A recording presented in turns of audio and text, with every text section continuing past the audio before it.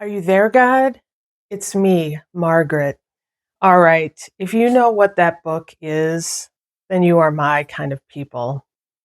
The books I was reading in my grade school years, junior high years, and even high school years covered topics from soup to nuts. But there were definitely some authors and some books that totally rocked my world. Anything by Judy Blume was on that list. So I was first introduced to Judy Blume books way back in maybe, I don't know, third, fourth grade. And I read a couple of her books, Tales of a Fourth Grade Nothing, Super Fudge. I'm sure there were more in that particular series that I read, but those are the two that really stand out. And they were fun and entertaining. But then I discovered her books that were really geared towards coming of age, young girls, young teenage girls, and writing it from the perspective of being that teenage girl. Now, when you're 10, 11, 12, your world is just kind of going crazy. And of course, growing up in the 70s and 80s, there wasn't any internet, TV was limited.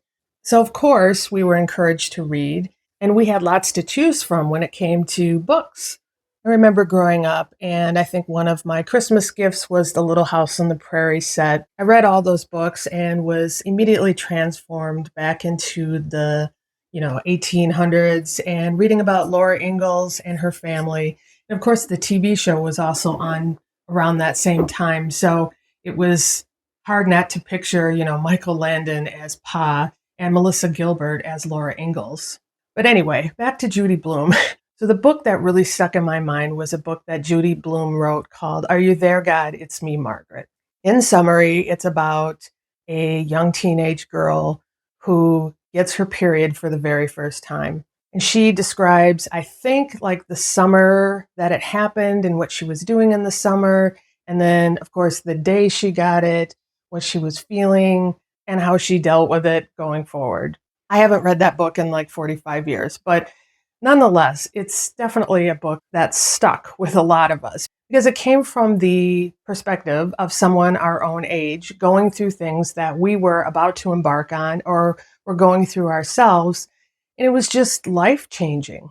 I think I also read books by Beverly Cleary. I think there was a book called Ramona, if I remember. Her books were also really relevant to being a grade schooler or just about to embark on being a teenager.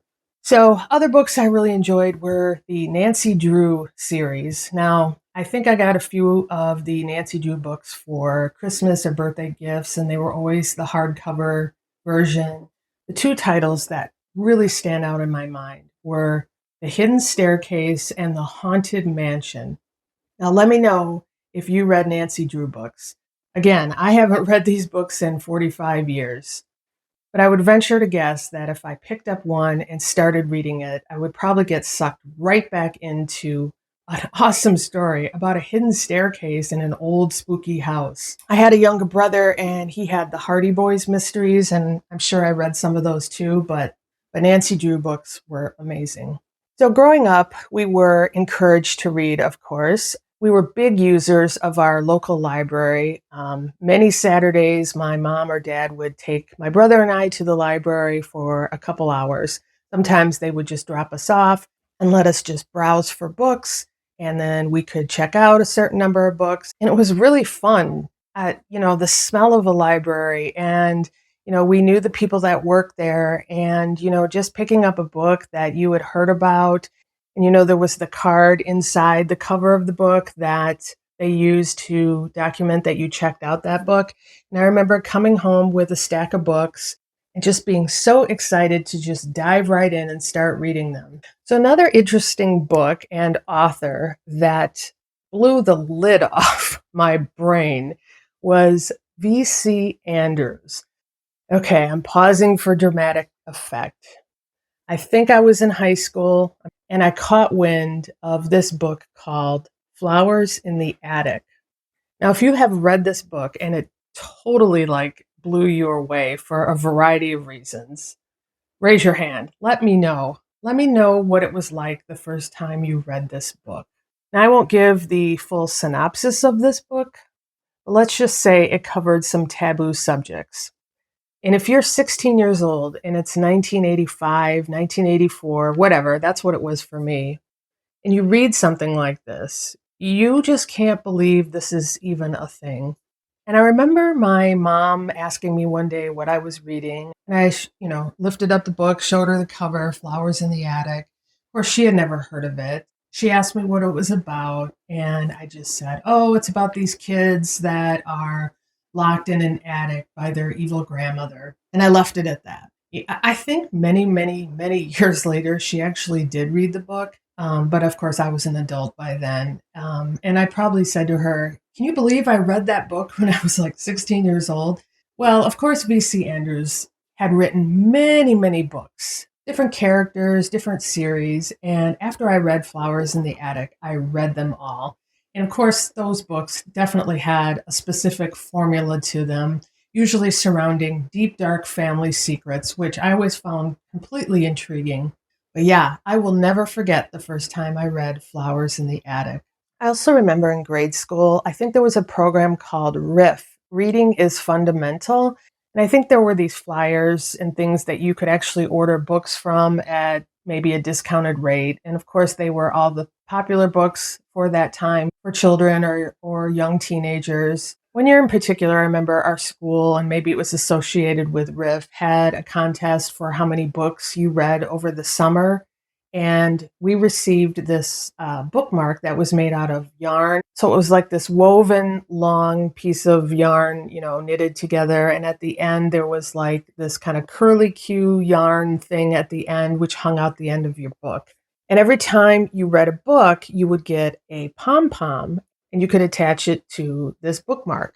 So you would see kids walking around with a book and they would have this long piece of kind of spindly yarn woven thing at the end of the book with pom-poms on the end of it. So you could tell who the big readers were and who weren't the big readers, the kids who didn't have any pom-poms on the end of their books.